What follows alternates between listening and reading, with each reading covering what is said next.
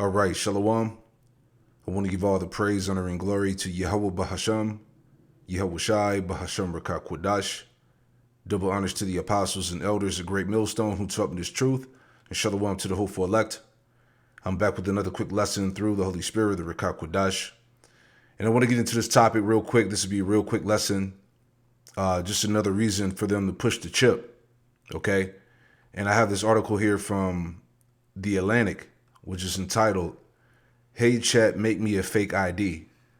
OpenAI made the perfect tool for scammers." Okay, so now what was heavy is I was preparing this lesson. They literally changed the title, right? Before this title, it was this. Because this is what got my attention, okay? Same article. Deep fakes are coming for your bank account, all right? The Atlantic, all right? This is the same article. They just changed the title. You see? So that had me thinking, man, like I said, another reason for them to push the chip. And I want to make that point here in this lesson, right? So let's go to this video here. So this video from CNBC, which came out last year, is entitled, "Fed Vice Chair Michael Barr on AI Risk, State of the Economy and Resignation," right? This is him right here, in which he said, "Banks must fight deepfakes with better AI," Barr says. 1 in 10 companies have been targeted in deepfake scams. Banks in the front lines of fraud detection must rise to the occasion with better AI tools, according to Federal Governor Michael Barr. All right, so what this means is that they're going to have to digitally identify you, all right, to verify you that you are who you say you are. Okay, so again, we're not ignorant of Satan's devices, 2 Corinthians 2:11.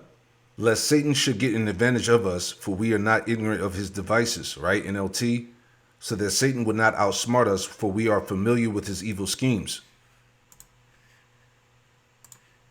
During a speech at the Council on Foreign Relations yesterday, Fed Vice Chair for Supervision Michael Barr speaking out about the opportunity and risks of artificial intelligence to the financial system and also to the broader economy. In an interview after the speech, I asked him how he thinks about the impact of AI on the labor force. We don't know exactly, how this is all going to turn out. We have seen lots of episodes throughout history of technological innovation and people being concerned that the new technology was going to make everything that currently existed obsolete. And what we've seen most of the time in history is that the labor market adjusts, but it is a very painful adjustment. So the kinds of things that we need to be focused on are things like universal basic income, income supports, earned income tax credit, retraining measures, all those things. But it is likely that this technology is going to be very disruptive, and we don't know precisely in what ways. I think it's the... Yeah, you got to read between the lines, man. Hey, they can say the banks got hacked. Okay? It was a cyber attack. That's all they need to do, right? And they can forward that, that chip, man.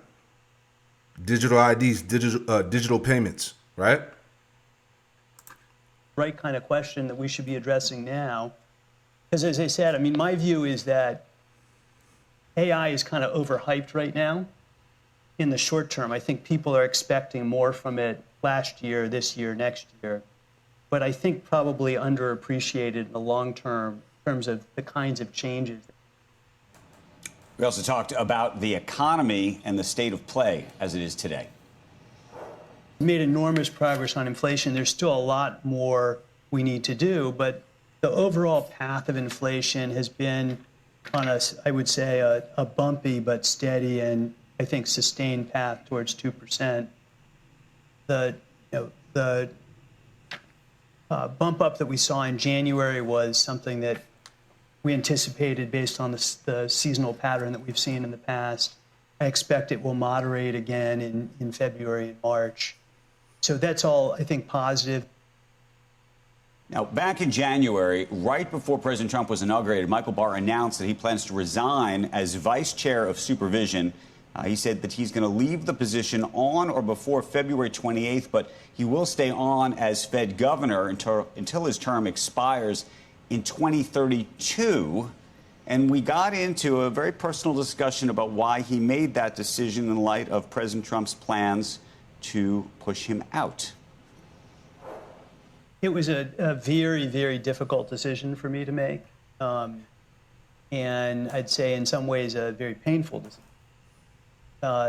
But what I did is I just looked at the cold hard. Yeah, so let's go back to the point, all right?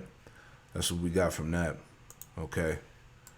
All right, so it's April 21st, 2025, last year. Okay. Here we go. In the face of increasing generative AI-based deepfake attacks, banks must fight fire with fire and invest more in artificial intelligence. You see that? So we've been doing lessons for the past few days now of how they're pushing this AI in the forefront. All right, this is going to be the ruling entity, man. Okay, they're telling people that, look, you got to get with AI. This is the way. You know, it says must fight fire with fire and invest more in artificial intelligence themselves. Federal Reserve Governor Michael Barr said Thursday, banks must evolve their use of AI to thwart deepfake attacks with the use of facial recognition. See? Voice analysis and behavior biometrics. You see that? We're not ignorant of Satan's devices, man. Okay, so these scenarios can be used to bring in the chip, man, to usher in this beast even more. It says facial recognition, voice analysis, and behavior biometrics, all right, digital ID. He said during a New York Fed event, and technical solutions can be used to detect subtle inconsistencies that point to the use of AI in audio or video that human observers may miss, right? It says with deepfakes, cyber criminals use generative AI to copy a person's voice or image, and then use that voice or image to commit fraud. 1 in 10 companies have experienced a deepfake attack. In 2024 Business.com survey found, quote, in the past, a skilled forger could pass a bad check by replicating a person's signature, right? Now advances in AI can do much more damage by replicating a person's entire identity. See? So they're going to have to verify you, man. Right? Barr said of deepfakes, which have been, quote, potential to supercharge identity fraud. You see that? So this is what they're saying. Because all of this is happening, all right, we got to have a better way to verify people, man. While banks often use detection as a tool of identity verification, there you go. Right? While banks often use voice detection as a tool of identity verification, that technology could become vulnerable to generative AI tools, Barr said. Quote, if this technology becomes cheaper and more broadly available to criminals, and fraud detection technology does not keep pace, we are all vulnerable to a deepfake attack, he said. Cybercrime is an asymmetrical game, Barr said, in which fraudsters can cast a wide net and find success in ensnaring only a small number of victims without too much cost, right? So you get it. You know, we don't have to read the rest of that. So you get what's going on, man. The AI is a problem, and they're going to use it for cyber attacks. Okay, saying that banks got hacked. Okay, and they're going to have to come up with another way. But this is it here. The AI. Okay, digital ID. Okay. All right, I was looking it up in the chat. Okay. Digital identification, shortened to digital ID, depending on the context. There are a few more specific terms. Biometric identification, identifying someone using physical traits like fingerprints, facial recognition, or iris scans, right, where they scan your eyeballs.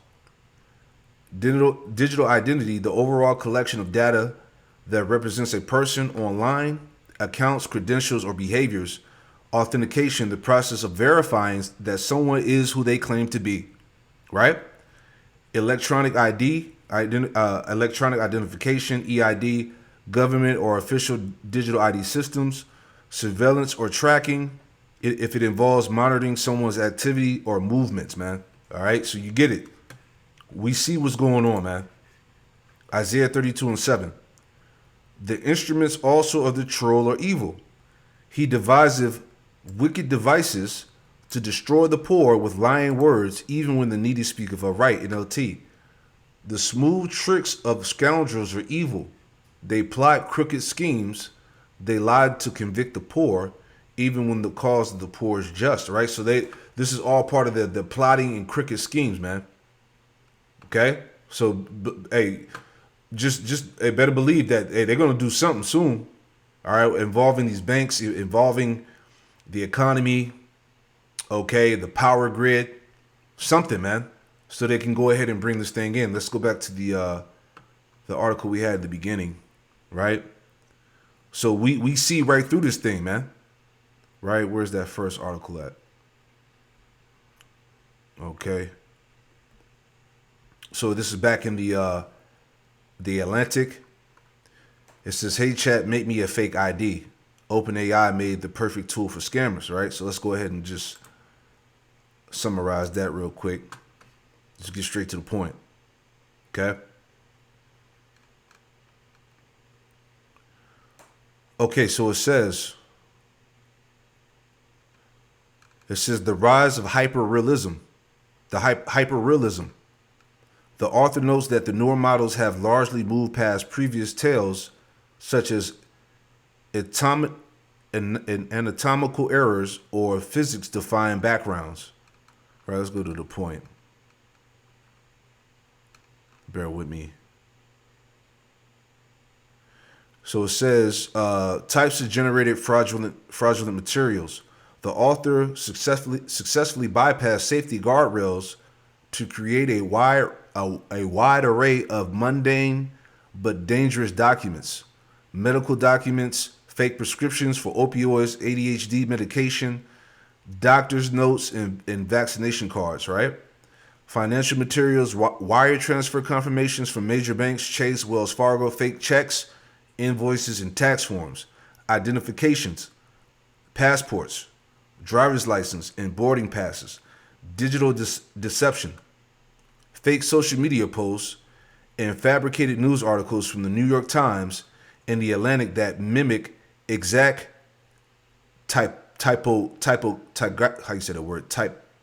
typography and layouts, which they show you at the bottom here. Let me go to it real quick. Okay, so he said here, I uploaded a screenshot of a real Atlantic article I wrote and instructed the bot to replace it with this fake one. See? And look how, and that looks like a real article. You see what I'm saying? Image generated with AI, right? Look. So anybody who come across that would think that was a real article. So we're in a time of heavy deception, man.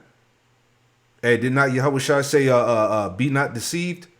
Let's pull that up, man. Scripture say that leasing is hard at hand, man. Lying, a false report. Okay? There's all types of stuff out here to trap and stumble people up. Okay? This is Matthew 24 and 4. And Yahweh Shai answered and said unto them, take heed that no man deceive you. For many shall come in my name, saying, I am the anointed, and should deceive many. All right. So there's a lot of deception going on right now. This AI deepfakes, right? How they can alter content. Okay. News articles, fake pictures, man. This is a serious problem. But we told you from day one, once the AI exploded on the scene, that it was going to be used for deception. Okay. And it came out that it's all part of a military operation, man. So there you have it. Security risk and micro-targeted scams. Okay. Which we read, all this stuff. So yeah, that's the point, man. Anything else? Core insight: the most, quote, sinister threat of AI imagery isn't necessarily the world-changing political hoax, but the fast, cheap, and convincing fabrication of everyday documents used to scam ordinary people. Yeah, so they're going to have to come with another way, okay? Which is going to be through a digital verification, man. All right, again, another reason to push that chip, right? Here's another point on that. We're not going to read through that. The headline here: fraudsters are fleecing Americans like never before. New methods such as clandestine call centers, the use of scripts in AI, and scammers posing as lawyers are reaping a historical haul. All right, so you got scammers and fraudsters getting off through this AI. Okay, but this is how they wanted it, so they can implement another way. You know, just want to see what it says here. Okay, scamming is heavy right now. Lying, false reports, false documents, false IDs. You see? Yeah, that's the point. You get that, man. So we'll leave it there, man. But like I said, hey, one more step closer to the to that chip, man. Shalom.